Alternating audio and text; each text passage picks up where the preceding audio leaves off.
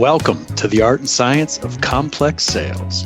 This is a podcast where we explore how the best B2B sales leaders make the complex simple, drive relationships and revenue, and generally elevate the sales profession. In this podcast, we're bringing together sales experts, thought leaders, top account executives, buyers, industry insiders, all to share their experiences and best practices for navigating the complex sales cycle. So whether you're a seasoned sales professional, a sales leader, or just starting out, you're going to find practical insights and actionable advice that you can apply to your own sales journey. Plus, we have a bit of fun. Ben Tagoe is an innovator and a maximizer. He's CEO of the Objective Management Group, the pioneer and industry leader in sales team evaluations and sales candidate screenings. His team has evaluated nearly 33,000 sales organizations and assessed more than 2.2 million salespeople, sales managers, and sales leaders. He is finding new and better ways to elevate the sales profession through strong partner relationships, critical data analysis, and increased tool sets for sales professional. So let's dive in to hear more about his vision and the impact OMG is bringing to the world. Ben, my man, welcome to the show. Thanks, Paul. It's great to be here. Thanks for having me. Man, I've been looking forward for this for a long time. Actually, we talked about it at the last OMG conference when you got up there and you made some big changes, and I've been pretty excited to have you on. I'm really excited to be here. Well, I think we're good, and I think we talked about this a little earlier. We're going to do for the audience. We're going to do something a little bit differently. Ben has an amazing background that we're going to dive into, and then he is CEO of Objective Management Group, and we're going to get some vision and some connection to sales from Ben. So I'm really excited about that. But do you want to start off at the beginning? So Ben, tell me about your journey into what led you to take over Objective Management Group. Oh man. Okay. Where do I start, Paul? So before I bought OMG, I don't come from a sales background. I don't come from a training background. My background is actually in financial services. Okay. Worked in finance for a long time, did a bunch of different jobs, but for the most part, I was focused on data analytics and financial services, which is kind of a fancy way of saying I help to build and sell credit scores, both credit scores for small businesses and the 3-digit number that all of us are, kind of more familiar with from, just when we go to get a mortgage or credit card or car loan or whatever else. And I think one of the really interesting things I learned in building and selling credit scores was how lay people who don't have like any training in data science or statistics, which by the way, I don't either, how lay people react to data about themselves. And just the key insight is all of us, there's something very human, very natural about we want to know why. We want to understand how we compare to other folks in an objective way. And then we want some tools that can help us to get better, especially when we see that there's a gap. And, it's very apparent in the credit world, right? The credit score alerts, emails that go out are some of the best performing email campaigns across any industry, even still to this day with like the amount of saturation that we get. And it's because they really tap into that very kind of human response. I check that email every time I get it. That's fascinating because every single time I get it, and now I get the text too, right? Right. It's not something really that I'm not all that like fast. I'm not trying to buy a house. I'm not doing anything else, but it's just like this, a measurement.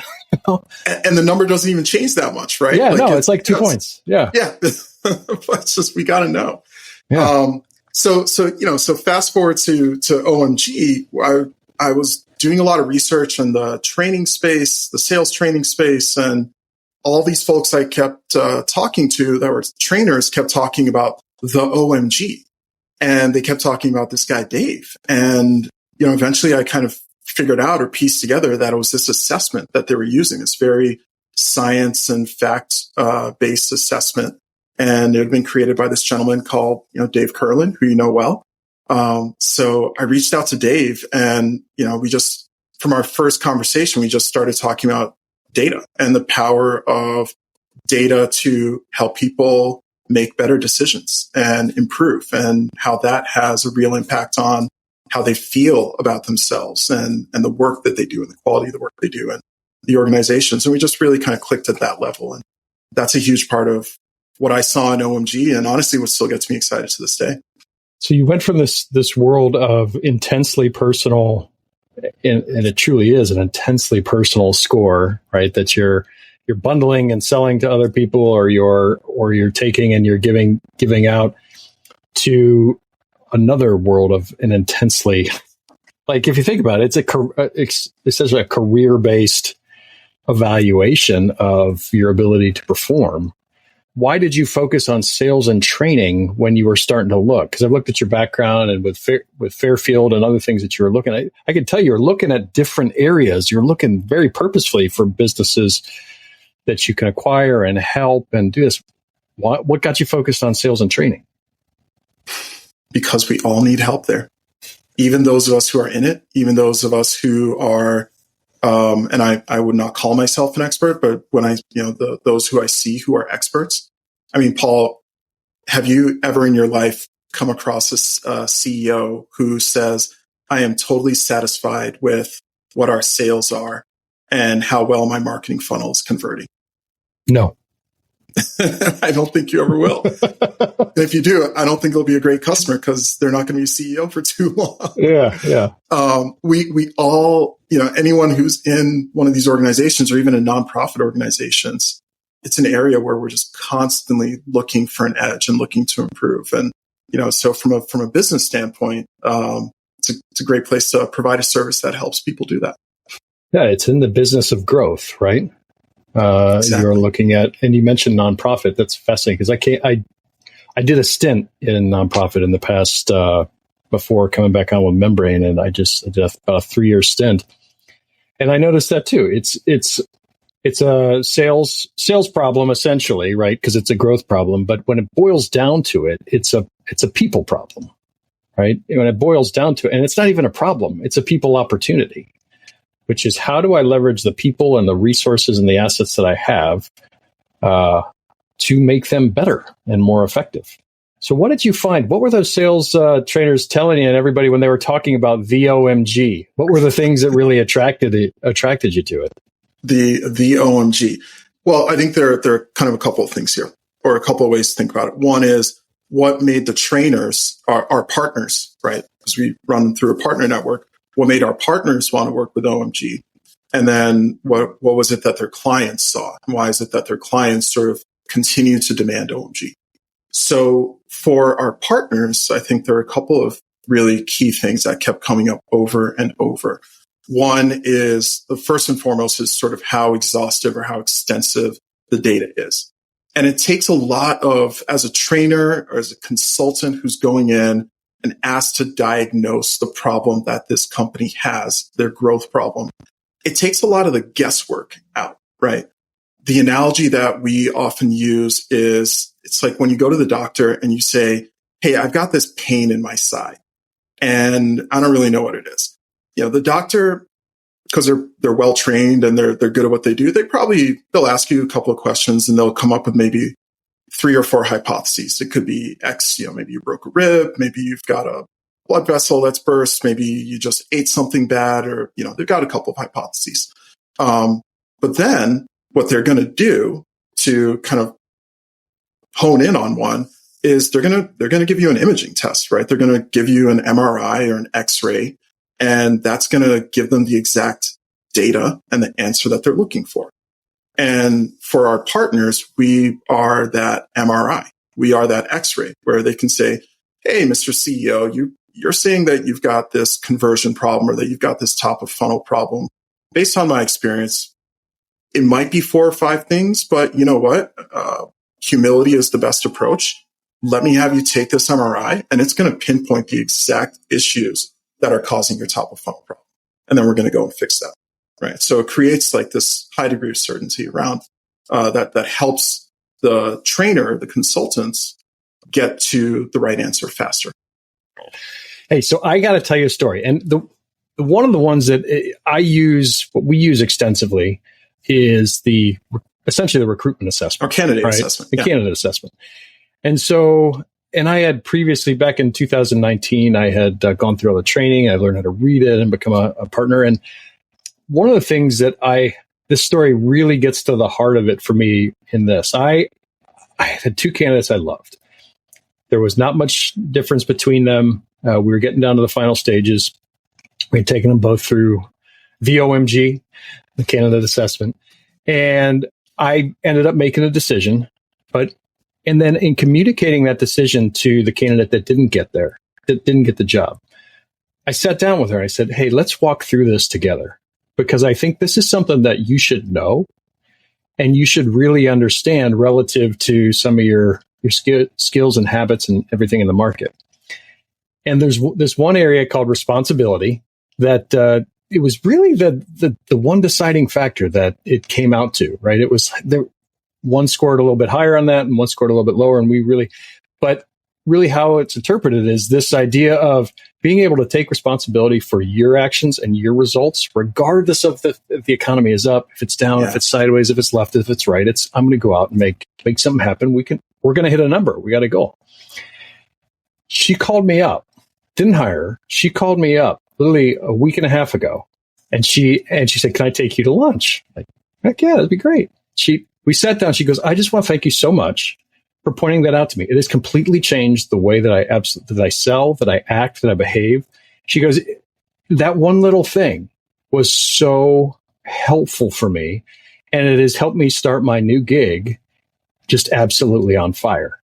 Wow. And so being able to do that at a mass scale, like you have at your fingertips, all of this data, that this personnel and people data that can help change lives. Like, I think it's pretty amazing. Wow. That's an incredible story. And kudos to you for doing that. Yeah. I mean, those are the stories that we love to hear, right? Like I think we talk a lot about data and science, and we are very fact-based. But at the end of the day, like you said, Paul, we're in a people business, and this is about people. And I think all the data, all the numbers that we have, where it's most valuable is the way that it helps to bring greater self-awareness into sales, and how that then unlocks elite performance from salespeople, exactly like this candidate that you were talking about. Yeah, and I shared it, and I think you met Nick. Nick is at was at the OMG conference. We shared it with him when we hired him, and he was at the conference and learned about it. He was like, oh my gosh, this is just changing. He came back to me and he said, you know what? I noticed this reaching decision maker thing. He's like, I was too low there. That pisses me off. So he's like, on the next 4, 5, 6 deals, and he does it as habit now. It's like, I'm going to pick up the phone. I'm going to reach the decision maker. I don't care how. I'm going to make it happen. It's awesome. I'm get in front of somebody. And so now take it, that personal impact is huge. And the ability that your coaches have to deliver that, and everybody that uses the tool is absolutely monstrous. But this store of data that you have over 2 million assessments, with how many questions are in there? Like 100 and... It varies by role, but it's like 80 to 100 questions that we're going to ask you. So how do you extract, and this is one of the vision things that I'm so excited about that you bring. What are some of your thoughts about extracting that experience, extracting that data, and then one, monetizing it, but two, leveraging it to elevate really the sales profession around us? Yeah, definitely. So we have, like 100 some questions. We score you on 21 competencies. For each individual evaluation, we're generating probably somewhere around 450 different discrete data points that the salesperson, their manager, and the company can react to, right? Reaching decision makers and responsibility and all these other ones, which is great. Challenge is it's a lot to ingest, right? And it's especially a lot to ingest in the world that we live in, where, hey, look, we're not the only ones who are throwing data at people, right? There's every kind of media platform and social media and email automation. Like we as humans have to consume and filter more information, exponentially more information than folks did a generation ago, or even than, you and I did when we started our careers not that long ago. When did you start your career, Paul? About 5 years ago? Yeah, maybe 6. there's just a lot more information, right? So one of the things that we want to help our partners do and help our clients do is just make it easier to get to the most relevant insights that you need. And there are a couple of ways that we're planning on doing that. One is calling out the outliers, right? Because very often, especially when you're focused on the overall sales team, right? Like you're not doing one-on-one coaching, but you're consulting for an overall organization. The biggest areas of leverage where you're going to have to move the needle from a performance standpoint is find the outliers, right? Find the places where it's like, wow, you guys are, way at the bottom here. You're okay everywhere else. Or you're actually like in the top decile, top quartile in a bunch of places. But here's the one place where you're way at the bottom and it's holding you back. Or here's the pod or the group or the individuals that are holding you back. And like, let's focus on those outliers, right? So there are ways that we can kind of make those outliers like much more obvious in the way that we present the data. So that's one thing that we're working on. The second thing is those outliers, kind of going back to the MRI analogy. There are usually very often kind of 3 to maybe 5 key drivers or key causes that are leading to those outliers and those kind of negative outcomes. So finding, and this is kind of building more statistical analysis into our tool so that it basically says, hey, you happen to score, very poorly on responsibility, and you score poorly on responsibility likely because, your manager, actually, we have a manager accountability score. You happen to have a management team or a manager that scores weak on accountability, or because your commitment to success in sales is low. So these are the things that you need to focus on, right? Don't worry about the other stuff. That's less relevant. Just really hone in on these two. And that's what's going to move the needle for your organization. That's fantastic. Because from experience, that is the interpretation of that and bringing up the key things, the interpretation and the expertise that needs to dive into that many data points and bring it around to be able to look at that and say, I touch, because I'm low on responsibility, I touch these 3 areas. So I need to work with because we know it's a systemic thing, right? Generally, when we're talking and evaluating teams, it's not because of one thing or one person or anything. So you're saying that you can actually say your manager has X, Y, and Z, and we noticed your manager has X, Y, and Z, and you have A, B, and C. Those things correlate and interrelate. Manager, hey, we're going to suggest you work on this. Sales rep, we're going to suggest you work on this. Exactly. And you know what? Our partners do this today, and they do it very well, which is why we love partnering with them, because they're great at what they do. All we want to do is just make it a little bit easier for them to get to that answer. I keep going back to the MRI analogy just because it works so well. Just again, think back to 3 decades ago when you were watching ER, and the MRI that you would see would be this kind of like fuzzy black and white image, and the doctor has to kind of scrutinize it very closely.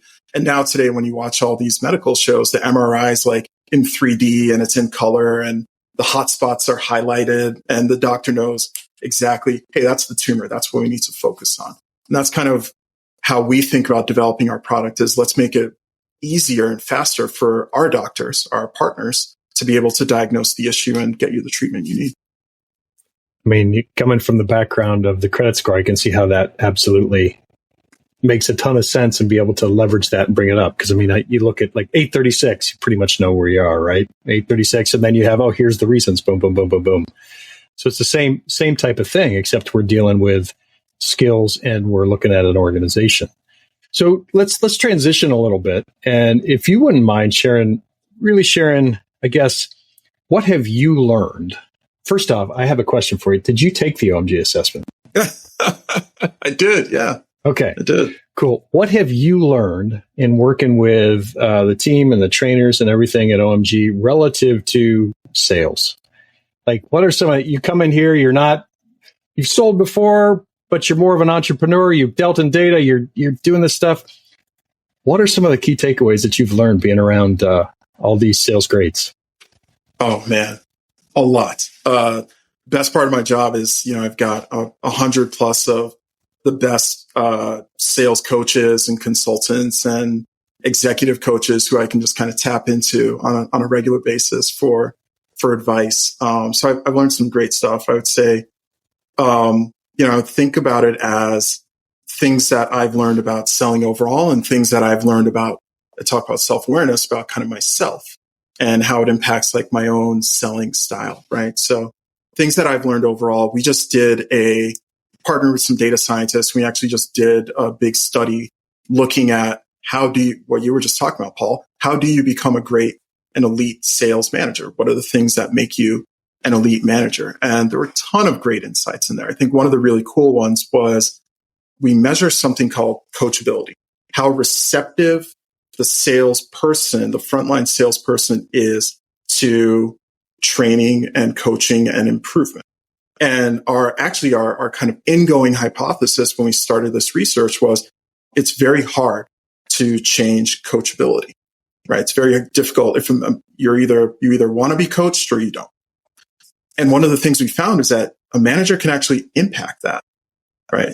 The best managers actually create a significant lift in the coachability scores of their salespeople by, through things that make a lot of sense, by focusing on trust, by demonstrating that they themselves are strong performers as salespeople, and also by encouraging a culture of, like we were talking about earlier, a culture of responsibility and accountability.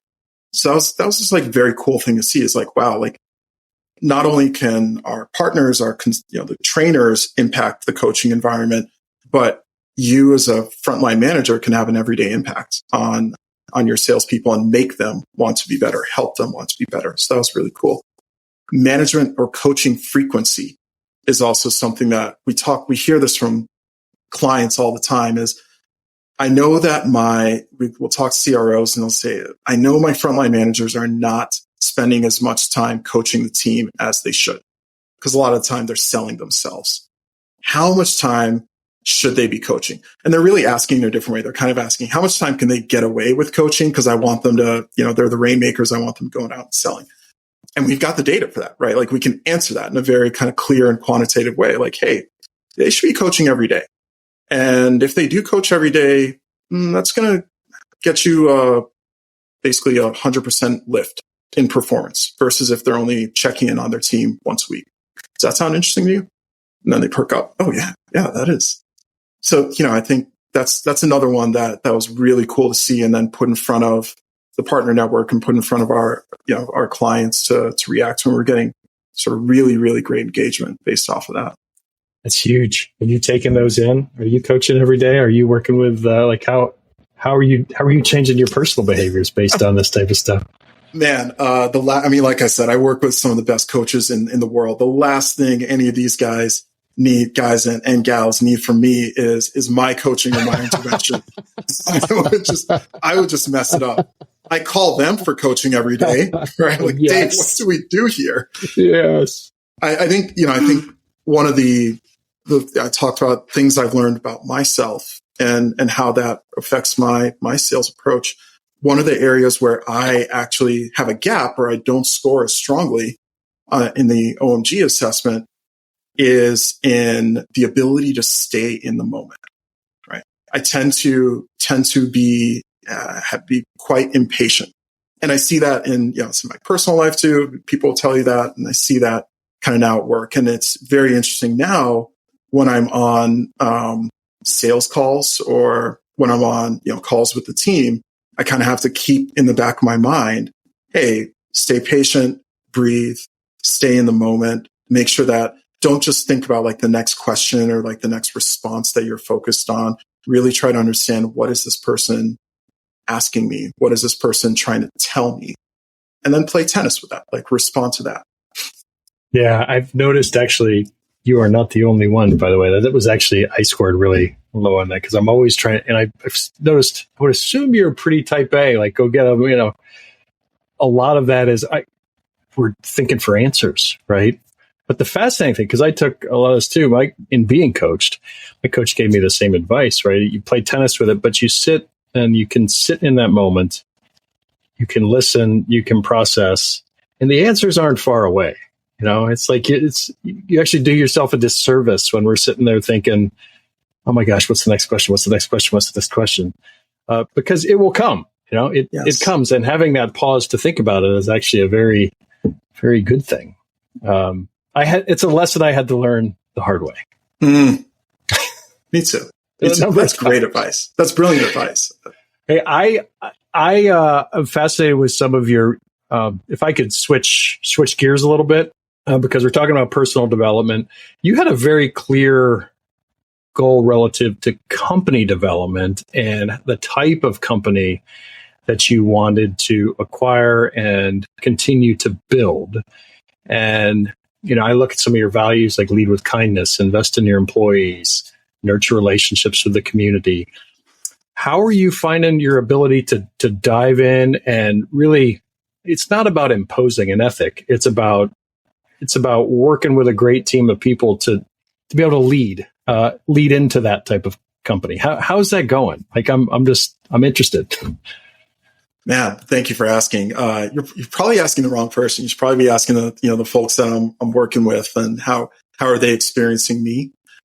I would say, I think one of the things I really kind of keep in mind is that, I bought a company and was able to inherit a really great culture, a great culture in terms of how we treat each other on the staff, in terms of how we work with our partners, and how we work with our clients and end users.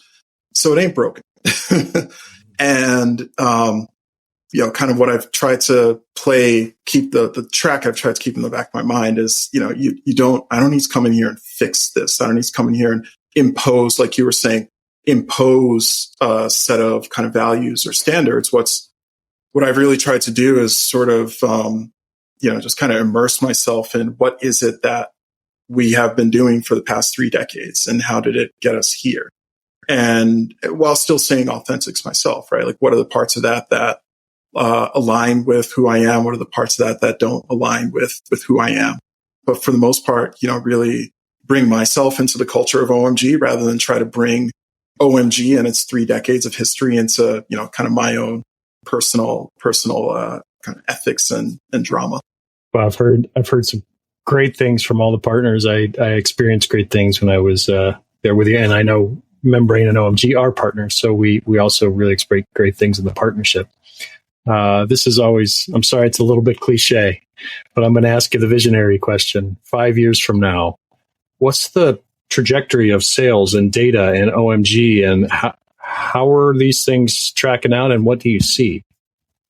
Man, only certainty I have about any predictions I make about the world of sales is that it's going to be wrong. So let me share a little bit about where I see OMG going 5 years from now. So we will have just much, much more robust data insights that we're serving up to partners for them to serve up to their clients.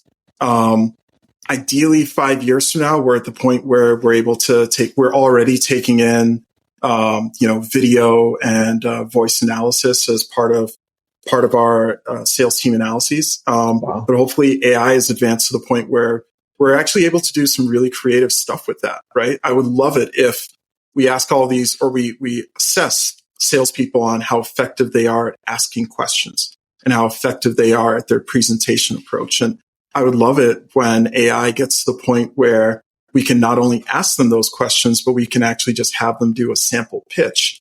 And then we run that through the assessment and score them based on an actual pitch that they've given, or some questions that we see them asking, which I see us going there as well.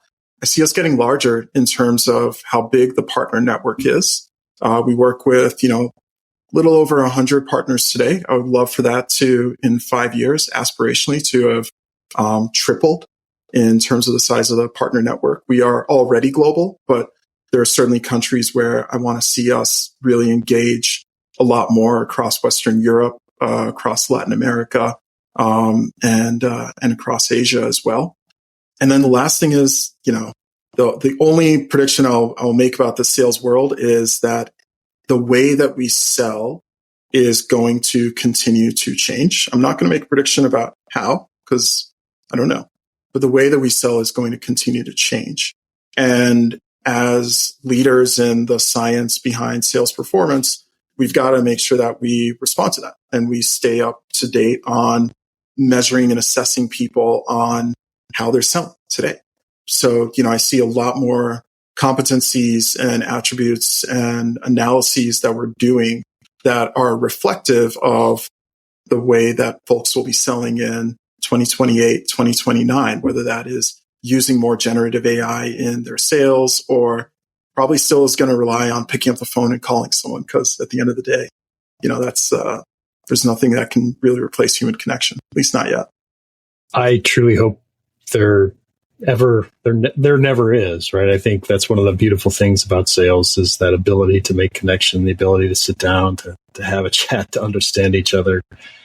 One of the things I've noticed, and it's going to be fascinating to watch the data bear this out over the time, but is that the ability to go deeper is becoming more and more critical, because the surface elements are all covered, right? They're all covered already. They're covered by the website. They're going to be covered by AI. They're going to be covered by a lot of stuff. But that ability to go deep and truly do analysis and figure stuff out and talk and connect, I'm going to be watching the data big time on that, because it's almost like a Back to the Future, right? In terms of how we've been behaving and selling.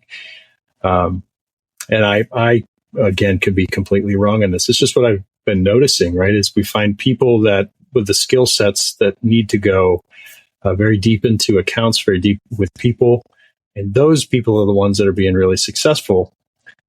And we're getting more and more away from, I've seen companies get away from the assembly line approach, but it's fascinating. I have no idea where it's going either. I love talking about it. I could talk about it all day, but I can't wait to see the data.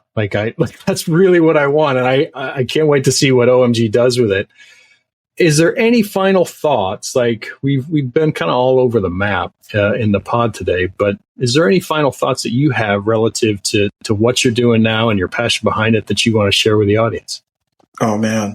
Honestly, it goes back to the thing I said what I said at the beginning, which is I love how we are bringing greater self-awareness into sales. It's great that has an impact on the top line and that improves the performance of the organization. But honestly, I think, Paul, you stole my thunder, because your story about that candidate is where, to me, that's where the value that you really cannot put a dollar amount on is you help people get better at their jobs, and that builds a sense of fulfillment for them that reverberates into they just carry it in so many other aspects of their lives. They have more self-esteem. They feel better when they go home and spend time with their families. They're able to provide for their families and kind of live out and achieve whatever their material dreams are.